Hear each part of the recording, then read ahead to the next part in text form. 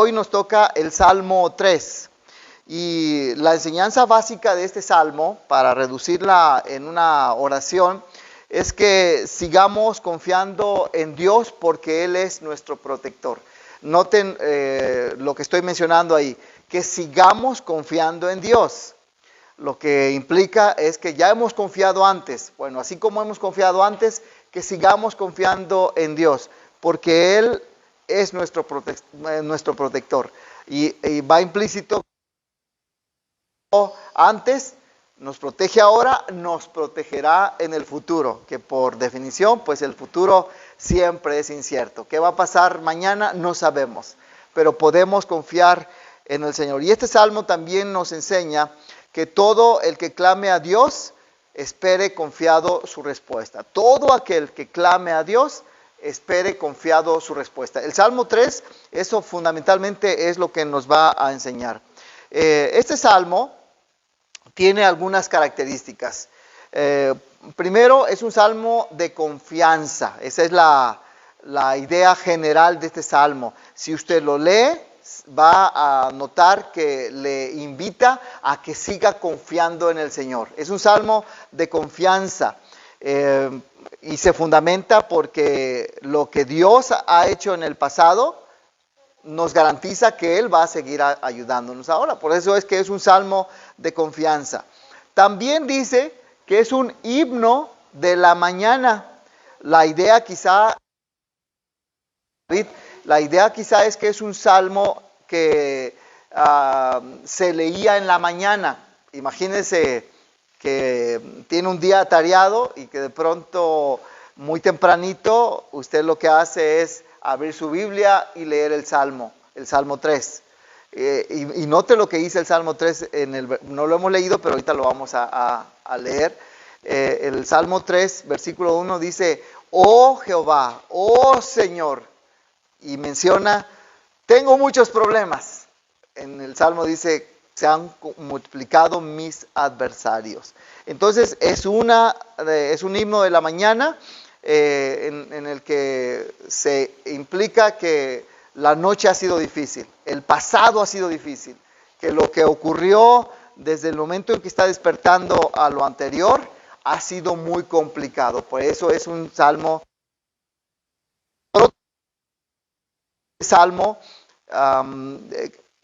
Otros salmos tienen en su inicio qué fue lo que pasó. Y este salmo en particular, junto con otros 14, solamente son de situaciones que David vivió. Así que si nosotros vamos, ahora sí, abriendo nuestras Biblias en el Salmo 3, vea por favor cómo este Salmo 3 dice de qué se trata en el inicio. Repito otra vez, son pocos salmos que hablan acerca de un contexto histórico. Este es uno de ellos. Particularmente solo 14 salmos hablan de situaciones que pasó el rey David. Así que vea lo que dice ahí. Salmo de David, cuando huía de su hijo Absalón. Entonces, uno de inmediato se va a preguntar, ¿por qué David escribió este salmo cuando huía de Absalón? Dice de su hijo Absalón. Bueno, hay dentro de todo este contexto histórico, está en 2 de Samuel, capítulo 15 y 17. Así que vayamos tantito a este contexto histórico para que veamos lo que está pasando y luego cómo David escribió este salmo. 2 de Samuel, capítulo 15 al 17. Por supuesto, solo vamos a ver algunos títulos de lo que está pasando aquí, pero comienza en 2 Samuel capítulo 15, versículo 1, dice: aconteció después de esto que Absalón consiguió un carro y caballos y 50 hombres que corrieron delante de él. Absalón se levantaba temprano y se situaba junto al camino de la puerta. Y sucedía que todo aquel que tenía un pleito y venía al rey David, para juicio, Absalón lo llamaba y éste respondía: Tu siervo es de una de las tribus de Israel. Bueno, y sigue la historia acerca de cuándo fue el momento del cual inspiró este salmo. Así que tengo que reducirla porque el capítulo 15 tiene 37 versículos, el 16 tiene 23 y el 17, que narra todo esto, pues tiene 29. Así que tengo que reducir la historia. ¿De qué se trata? Se trata de la relación que mantenía el rey David con su hijo Absalón, que Absalón, tenemos que recordar un poquito esto, que era como su preferido. Absalón, puse el significado del nombre de Absalón a propósito, porque se llama padre de paz. Generalmente nosotros cuando ponemos el nombre de nuestros hijos, pensamos en algo que nos gusta, que nos inspira, que nos recuerda, etcétera. Entonces cuando David vio a Absalón, pues el bebé pues dijo, se va a llamar padre de paz, pensando por supuesto en cómo el Señor le había bendecido con todo lo que tenía y venía de parte del Señor. Por cierto, en hebreo Ab, así las primeras dos letras, Ab es papá, y lo demás que sería Salom, pues ya viene del famoso Shalom. En hebreo diría Abshalom, algo así, ¿verdad? Entonces es padre de paz, padre de paz. Y él se siente así, cobijado, a gusto, con su pequeño bebé que ha nacido. Pero este bebé creció. Y llegó un punto en el capítulo 15 en donde Absalón comienza a sublevarse contra su padre David. Y noten lo que está diciendo en los primeros versículos. ¿A dónde vas? ¿Vas a buscar al rey, que es su padre? No, no vayas con él. Mira, mejor hazle así. Y él decía, si yo fuera el rey, yo haría mejor las cosas. Así es como comienza la traición de Absalón. Y esto lo hizo por 4 años. ¿El rey no lo sabía? Por supuesto que lo sabía. Lo que Absalón estaba diciendo. Y fue hasta que quizá algunos, usted lo puede leer la historia, quisieron decirle al rey, oye rey, tú sabes lo que está haciendo tu hijo Absalón, pero el rey no hace nada.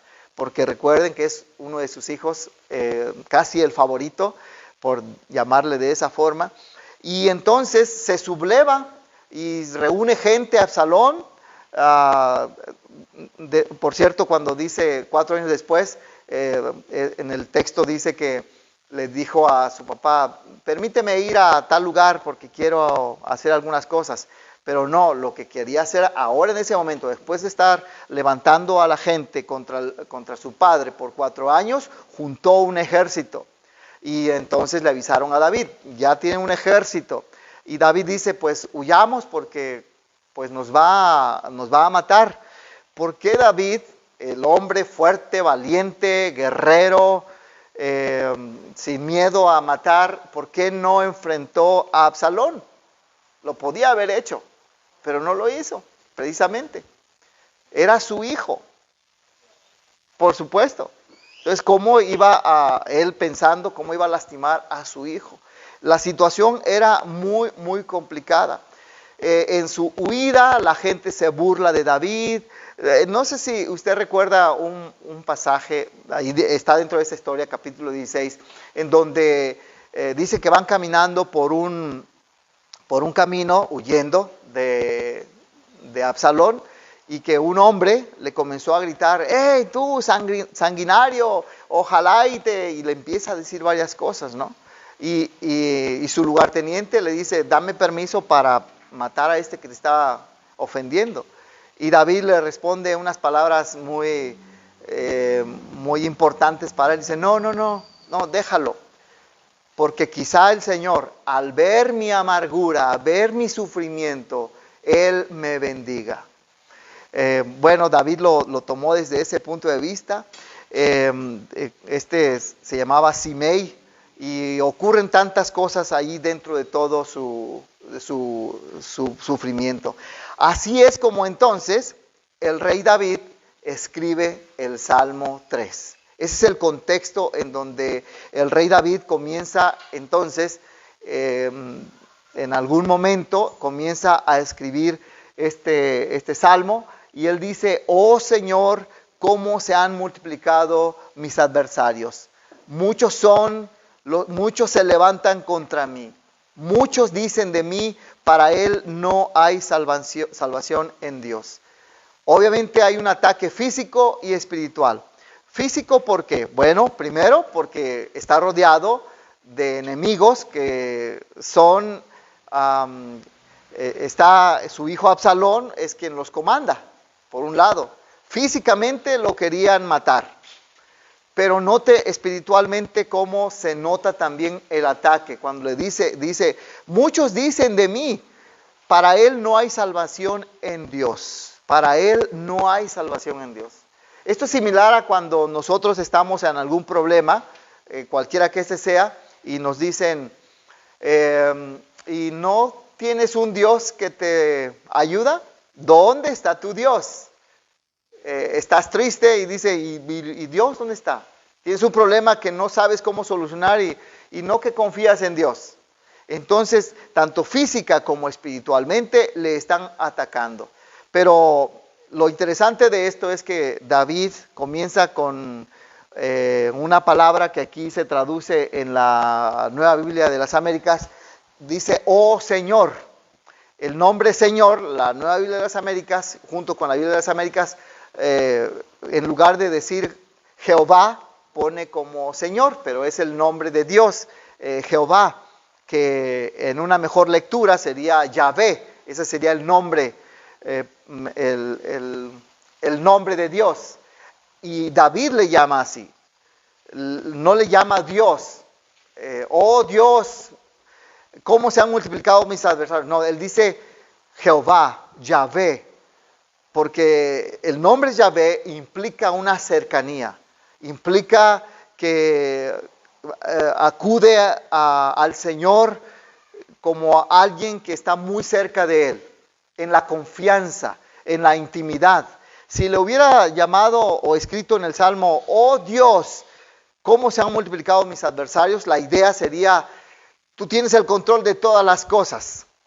Tú me puedes sacar de esta porque tú eres el Dios que controla la historia, las circunstancias que ahora tengo, pero no escribió Dios. Y obviamente cuando se escribe una poesía, si usted ha hecho un esfuerzo por escribir poesía, se piensan las palabras, no se escribe así como si de pronto le fueran saliendo tan fácil. No, usted piensa qué palabra tiene que escribir. David hizo eso, escogió la palabra, y quizá en medio del dolor de ver cómo pues su hijo le perseguía, cómo estaba rodeado de enemigos, él dijo, voy a usar esta palabra que indica, Yahvé, la palabra Yahvé, que indica que yo tengo una relación íntima y personal con este Dios.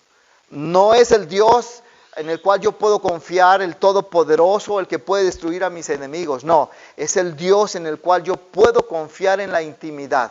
Aunque las cosas no estén cambiando, pero en mi corazón existe esa relación profunda con Dios. Este es Yahvé. Y esta parte, estos dos versículos, lo cierra con un Selah. Y usted lo puede ver allí en su Biblia, como al final del versículo 2 aparece esta palabrita hebrea, Selah. ¿Y qué significa Selah? Allí en el Salmo 3, y la va a ver varias veces. ¿Qué significa Selah? ¿Alguien tiene una anotación ahí en su Biblia? ¿Qué significa?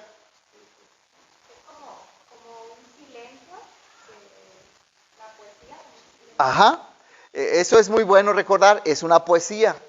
Entonces, cuando David también lo hace a propósito, no es que de pronto apareció esa palabrita para allá, no, la escribe a propósito. Un Selah es un silencio, pero expectante a lo que sigue. Hay otra forma de llamarla en poesía también, que le llaman el crescendo o el crescendo.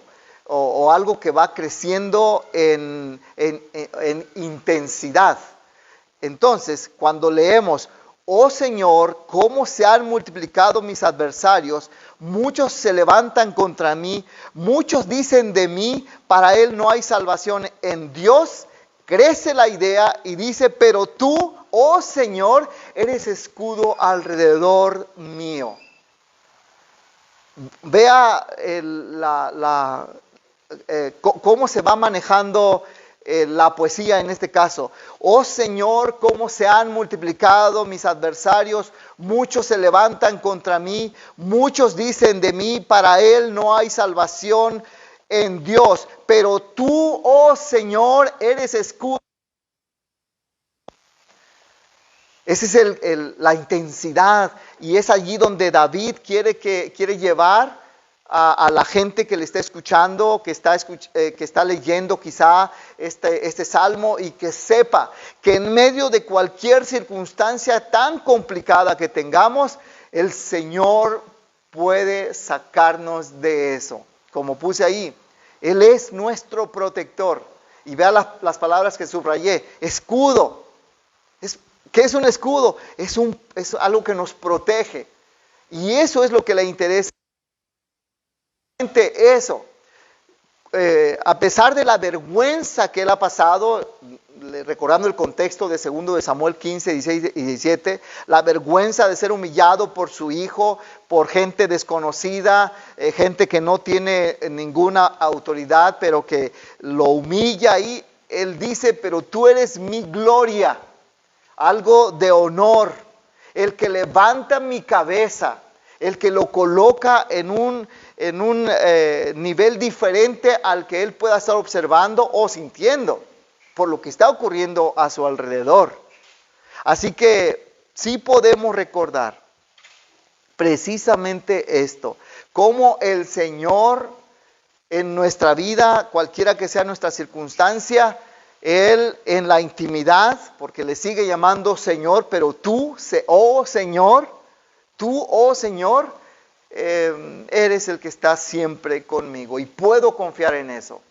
Luego termina esta sección: con mi voz clamé al Señor y Él me respondió desde su santo monte. Otra vez vuelve a utilizar la palabra Yahvé, Jehová, hablando de esa intimidad que él tiene con el Señor.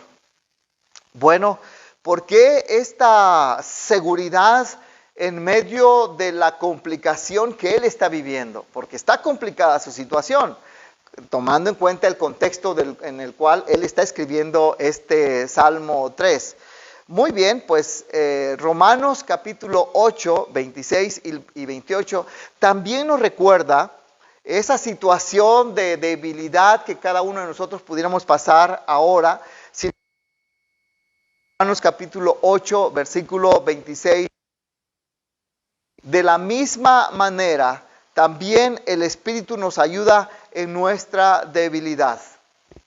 Está Romanos capítulo 8 hablando de una situación que se está viviendo, en este caso explicando a los romanos, el apóstol Pablo, de una situación que ellos están viviendo, en donde también la situación está muy complicada, en donde saben que la situación misma les obliga a buscar ayuda en donde la puedan encontrar. Como si leemos parte del contexto de lo que está mencionando aquí, dice, por ejemplo, versículo 18 del capítulo 8, pues considero que los sufrimientos de este tiempo presente no son dignos de ser comparados con la gloria que nos ha de ser revelada, porque el anhelo profundo de la creación es aguardar ansiosamente de Dios. Y sigue hablando el apóstol Pablo en Romanos 8 de una situación tan complicada en general que los creyentes vivimos. Sin embargo, en el versículo 26, por eso dice, de la misma manera, también el Espíritu nos ayuda en nuestra debilidad. Es decir, cuando aparentemente no podemos más, la ayuda del Espíritu implica como si Él de pronto nos tomara en sus manos y nos levantara. Esa es la ayuda del Espíritu. Bueno, es la figura que tenemos ahí. No podemos más. No sé si usted recuerda una ilustración muy antigua en donde él está contando que está muy cargado, muy triste, y va caminando por la playa y va viendo sus huellas y se va dando cuenta que como si sus huellas fuera su vida, el proceso de su vida, y ve 2 pares de huellas y de pronto desaparecen un par de huellas en la arena y solamente existen las de él. Entonces él le dice al Señor, recuerdo exactamente cuando ese par de huellas, más bien los 2 pares de huellas, yo sentía tu presencia, sabía que tú estabas conmigo.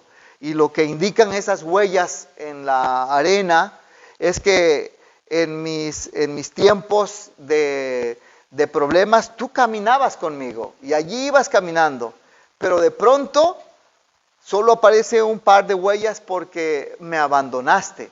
Estaba hablando con Dios. Dice, porque tú me abandonaste, por eso sentí tan complicado de allí en adelante. Tú me abandonaste. Y en la ilustración se oye la voz de Dios que le dice, no te abandoné, son mis huellas, no son las tuyas, son mis huellas. Tú ya no podías caminar más y entonces te tomé en mis brazos.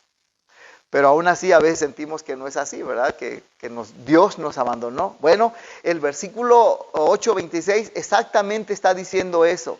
El Espíritu nos ayuda en nuestra debilidad. El Espíritu nos levanta. Y es la única forma en la cual nosotros podemos seguir avanzando. Y note cómo lo sigue describiendo aquí. No sabemos orar como debiéramos, porque a veces no sabemos ni qué pedir, ni qué decir, ni cómo decirlo. Pero otra vez, el Espíritu mismo toma nuestras palabras y las transforma delante de Dios en lo que verdaderamente debemos decir, con gemidos indecibles. Y aquel que escudriña los corazones sabe cuál es el sentir del Espíritu, porque Él intercede por los santos conforme a la voluntad de Dios. Porque muchas veces no sabemos qué hacer, no sabemos cómo decirlo, pero ahí está el Espíritu de Dios. Y luego estas palabras que no se nos deben olvidar en nuestros tiempos de necesidad. Y sabemos que para los que aman a Dios, todas las cosas cooperan para bien. Esto es para los que son llamados conforme a su propósito. Así que, ¿cómo es que las cosas malas se conjugan con las otras cosas que nos están pasando para que sea un buen resultado? Lo acabamos de leer, no sabemos. Es el Espíritu el que nos va a ayudar con relación a esto mismo. Así que el Salmo 3, versículos 3 y 4, otra vez, note por favor cómo vuelve a terminar. Con mi voz clamé al Señor y Él me respondió desde su santo monte, Selah. ¿Qué es lo que nos está indicando este Selah? ¿Recuerdan? Viene algo que nos va a sorprender. Bueno, usted ya lo puede leer ahí en el Salmo 3 si lo tiene ahí, pero vea lo que dice el versículo 5 en este caso. Es lo que ahora va a sorprender al rey David, o a lo que él está consciente que sucede y que es más grande que lo anterior. Porque le dice en el versículo 5, puedo dormir tranquilo, puedo descansar en Dios. Mi pregunta pudiera ser, ¿qué tal durmió anoche, por ejemplo? ¿Cómo descansó? ¿Pudo disfrutar el descanso que se supone que proviene de la noche? Bueno, en medio de una persecución, En medio del dolor que implica ser abandonado y por supuesto perseguido por su hijo favorito, Absalón. Si lee la historia de Absalón ahí mismo en Samuel, se dará cuenta por qué era su hijo favorito. Por la gente que está viendo cómo está huyendo de su hijo Absalón. En medio de todo eso, David dice, pero me puedo acostar y puedo dormir, puedo descansar, porque yo sé que tú me sostienes. Tú me sostienes. ¿Cómo es que David puede decir, no temeré a los 10 millares de enemigos que se han puesto en mi contra? ¿Cómo puede David decir eso en medio de la circunstancia? ¿Cómo puede decir eso? ¿Usted qué piensa? Hasta aquí. Recuerde que le está llamando Yahvé, Jehová, por su fe y su confianza en Jesucristo. El Espíritu de Dios está con él, está con nosotros. Podemos hacerlo. Y la pregunta quizás sería, ¿y por qué no? ¿Por qué los problemas que a veces tenemos encima no permiten que descansemos de esta forma como David lo hizo?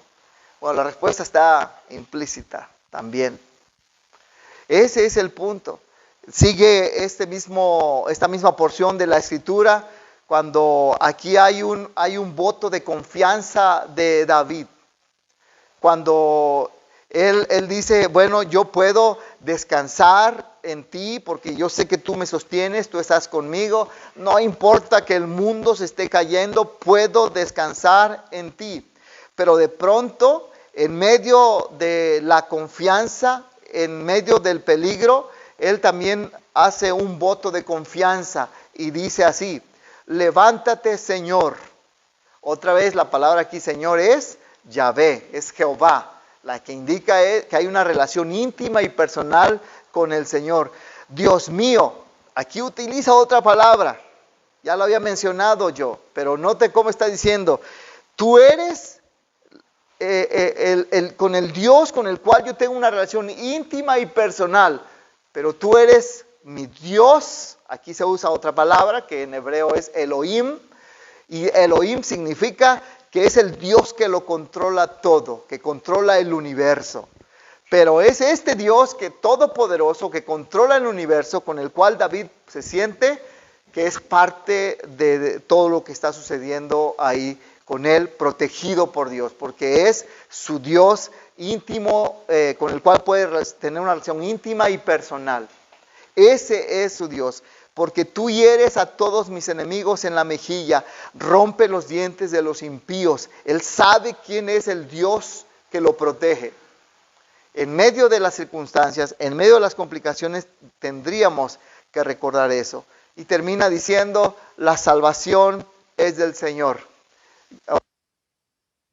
Señor, la que implica una relación íntima y personal. Y dice, sea sobre tu pueblo tu bendición. Esa es la realidad. Tu bendición. Pero que al escuchar esto, que al leer esto, todos seamos conscientes que la bendición de nuestro Dios puede venir sobre nosotros también hoy. Y aparece un Selah. Pero aquí termina el Salmo 3. Pero aparece un Selah. ¿Por qué David puso un Selah aquí? ¿Por qué se imaginan que puso un Selah aquí? Quizá me lo pueden decir compartiendo conmigo qué aprendimos hoy. ¿Qué aprendimos hoy? Así es. Así es. Ese Selah, recuerden, es de expectación, pero es una expectación de confianza en que lo que viene es para bendición, porque sus últimas palabras son así, sea para tu pueblo la bendición. ¿Qué más aprendimos hoy que pudieran compartir con nosotros?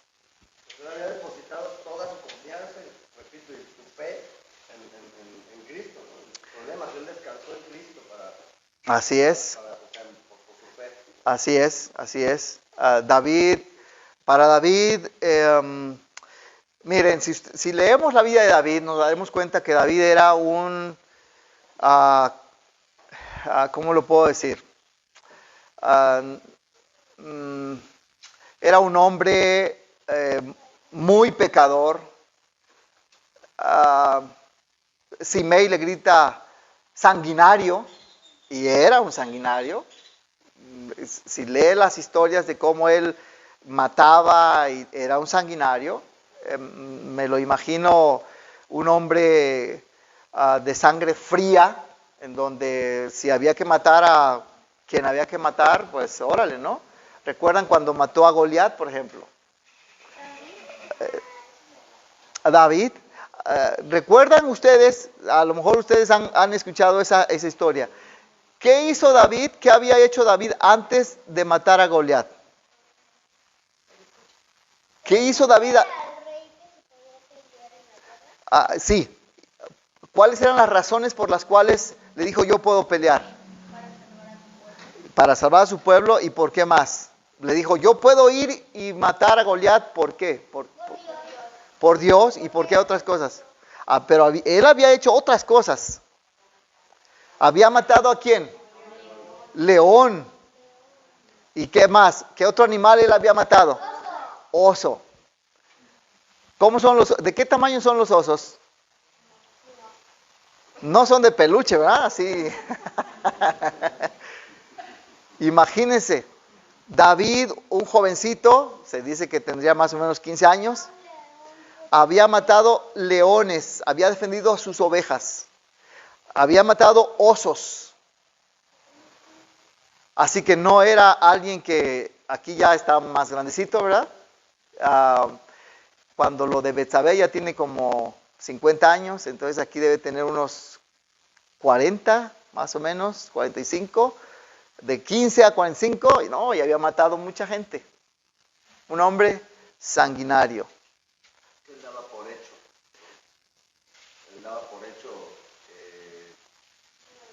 que tenía la victoria, ¿no? Ya lo había puesto a prueba de hecho en alguna ocasión, y él daba por hecho y por eso depositaba de esa manera su confianza en Cristo. Pero era parte de su vida, de su ser, confiar en Dios. Imagínense que nosotros, hombres y mujeres, no saquemos nuestros trapitos al sol, pero confiando en Dios, confiando en Dios. ¿Cómo era el corazón de David? Hemos mencionado que era un sanguinario, asesino, etcétera, etcétera. Pero era un corazón, dice la Biblia, según el corazón de Dios. ¿Cómo es un corazón según Dios? Eslamo 3 nos lo demuestra. ¿Cómo es?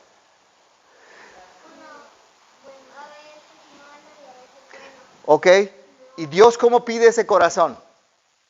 Que sea. ¿Perdón? Creyendo en Él. De hecho, este Salmo 3 habla de eso. David es un hombre que cree en Dios, en medio de sus debilidades, en medio de sus problemas en general, pero él cree en Dios, él cree en Dios. No sé si le ha pasado, pero que le han dicho, está usted en el problema sumido, y le dicen, pero confía en Dios. Oye, mejor dime qué hago, pero no me digas que confíe en Dios. Mejor dame las herramientas para confiar en Dios. Pero David no es así. Él dice, en medio de todo lo que está perdido, él confía en Dios. Ese es un corazón según Dios. En medio de la oscuridad, puede seguir confiando en Dios. ¿Algo más que hayan aprendido hoy que les haya llamado la atención? Pues bueno, yo la verdad que no fui padre como lo compartía y creo que eso es lo que te acaba de decir la clave, ¿no? O sea, cuando nosotros clamamos a Dios y confiamos en Él, o sea, Él nos permite ese descanso. Justamente leía, por eso te decía en la mañana, el Samuel capítulo 1, donde habla de la historia de Ana, y nada más que hay un versículo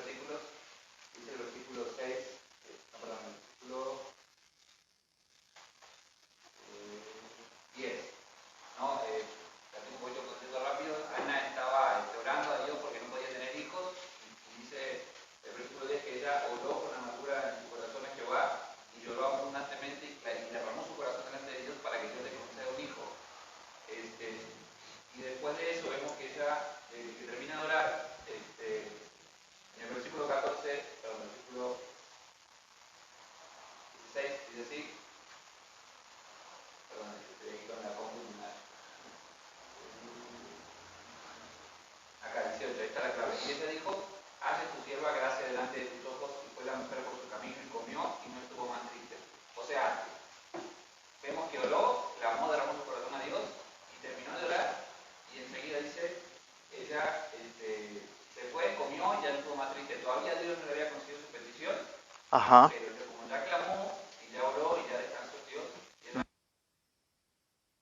en nuestra vida es algo que cuesta bastante. Que se nos complica. Sí. Confiamos y clamamos a Dios, llevamos nuestras cargas a Él.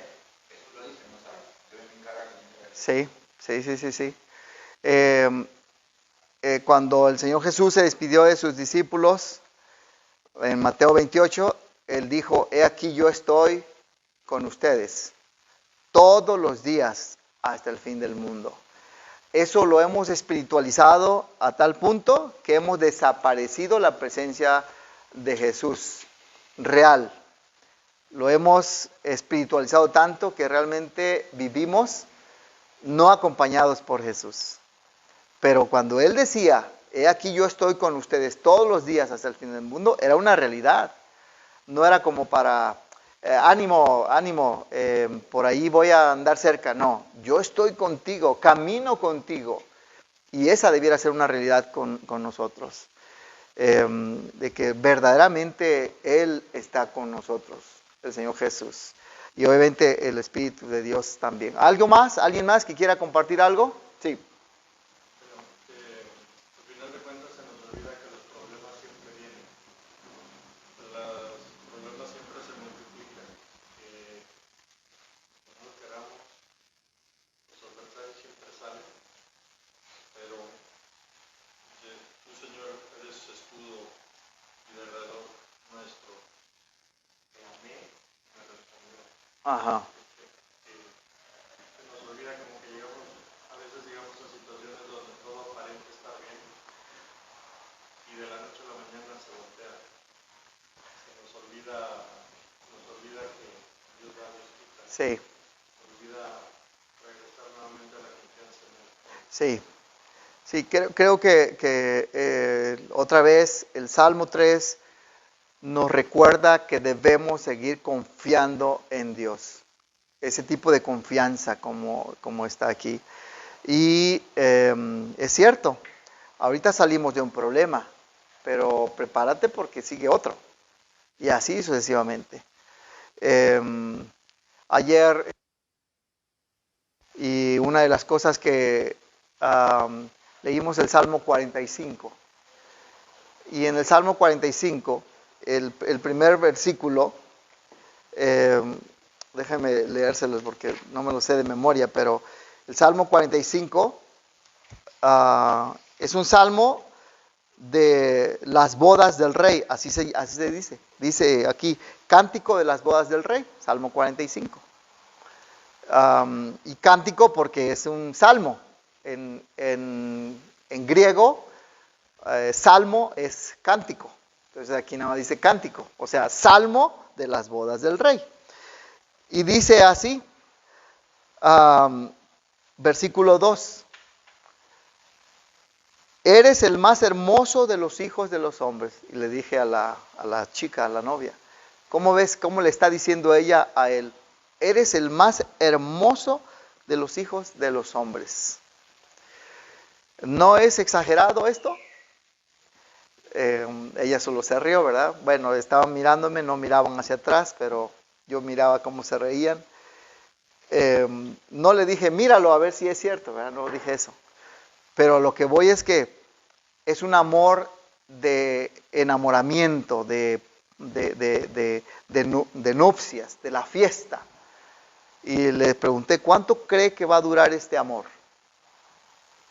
¿Cuánto cree que va a durar ese?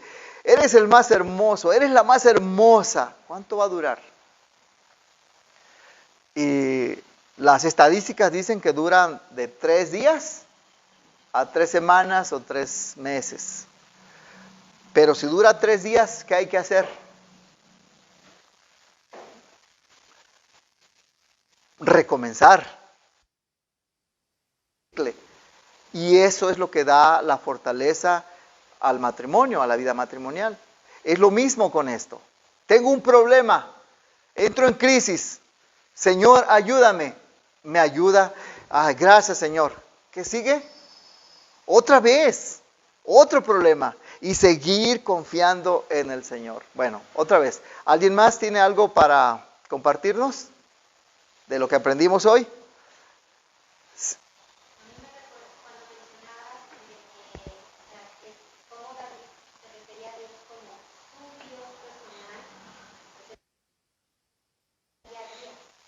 Sí. Sí.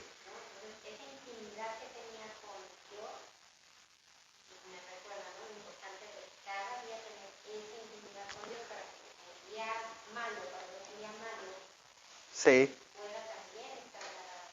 Sí, así es. Muy bien, pues estas enseñanzas que ustedes que hemos compartido y que ustedes han compartido, creo que van muy unidas a todo esto. El Selah, este famoso Selah, de la mano del Señor siempre viene algo mejor. De la mano del Señor siempre viene algo mejor. Salmo 3 termina con un Selah y no sigue otra estrofa en donde implique que algo viene mejor. Bien pudiéramos aplicarla diciéndonos que esa estrofa la escribimos nosotros en nuestra propia vida, en mi problema. ¿Tiene un problema ahorita? Selah. De la mano del Señor siempre viene algo mejor. Y el absoluto es cierto, es real. El siempre, siempre, siempre, siempre. De la mano del Señor viene algo mejor. Eso no debemos dudarlo. Y por último, todo el que clame a Dios, espere confiado. El Señor va a responder. Amén. Vamos a terminar en oración y agradeciéndole al Señor por este tiempo que pudimos estudiar el Salmo 3. Nuestro Padre Celestial, gracias porque hasta aquí tú nos has ayudado y podemos confiar plenamente y ayúdanos en nuestro espíritu tan humano, a veces que es tan débil, pero que en ti, Señor, podemos ser fortalecidos. Que tu Espíritu Santo, Señor, siga ayudándonos en todo y dándonos la confianza que necesitamos para seguir honrándote y glorificándote. Por la obra de Jesucristo, nuestro gran Dios y Salvador, recibe nuestra alabanza y adoración. En su nombre oramos.